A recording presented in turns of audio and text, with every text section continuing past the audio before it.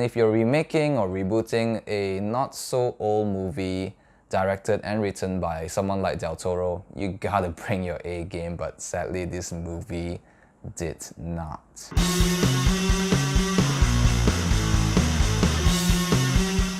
Hellboy is directed by Neil Marshall, who's most known for his 2005 horror movie The Descent and two of the Game of Thrones episodes. It's an R-rated reboot of the previous adaptation directed by Guillermo del Toro that's based on the Dark Horse Comics superhero. It's about the titular character Hellboy that looks like a devil, that has a very big right arm, saw-off horns, fully red. He teams up with other supernatural beings like himself to protect the world from other supernatural beings that are evil. So this reboot is not really an origin story per se. Hellboy here already has experience, he has a lot of mission under his belt, but the movie still gives you his backstory with flashbacks to show you where he came from. It also sort of shows the world around him, how he is viewed by normal human beings. Hellboy is played by David Harbour, who's most known for his role in the Stranger Things Netflix series. The main antagonist here is the Blood Queen, played by Mila Jovovich. She's basically a powerful sorceress witch from the medieval times. So Hellboy and the Bureau for Paranormal Research and Defense have to team up with other supernatural people to defend the world from her and stop her. And that's basically the plot. So the previous adaptation and its sequel, released in 2004 and 2008 respectively, were directed and written by Guillermo del Toro. And if you're remaking or rebooting a not-so-old movie directed and written by someone like Del Toro, you gotta bring your A game, but sadly this movie did not. It fails to reinvent or even improve just a little bit from the previous adaptation. From the opening scene itself, you can tell that the movie is going to be rushed and patchy. I'm not sure whether it's the censorship here in Malaysia, maybe Mila Jovovich is getting a bit too sexy or getting naked again on screen, I don't know. Seriously, it felt very choppy.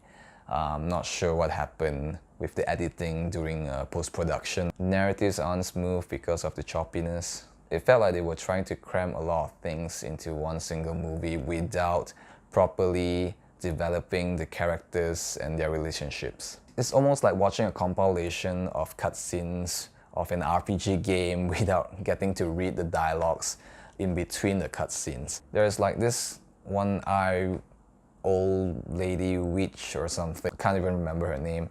She's in there and she's like a threat that lives in a different dimension, but they didn't really show or explain much what she is or why she's there. Like many things in the movie is just being thrown into the movie, just cram it in, and you just don't know whether you should care. So the movie's tone is kind of campy, but the dialogues are really corny. Some jokes work, most of it didn't for me. The very graphic, gruesome sequences of people getting torn apart and getting very bloody and all that are mostly CGI. But the quality of the CGI reminds me of the first Silent Hill movie. I think David Harbour's performance as Hellboy was probably one of the two things that were best about this movie. Despite the makeup and being red, looking like a devil and all, still manages to offer a lot of charm. I don't think his performance is better than Ron Perlman's though. Actually, all the actors did pretty okay. If it wasn't because of their charm, I think this movie would have been quite difficult to sit through. There's a lot of CGI, but when they use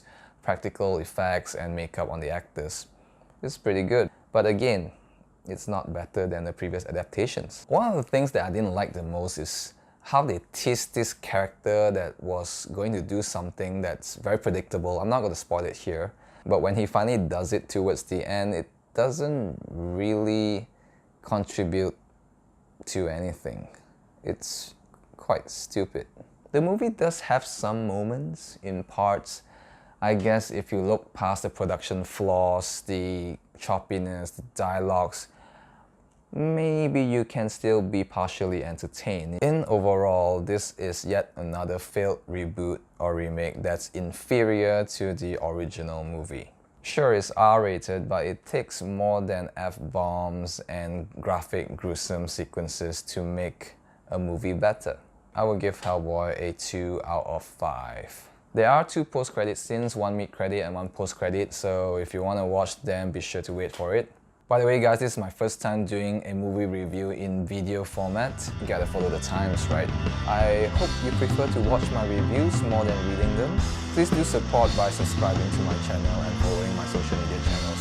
Thank you and see you next time.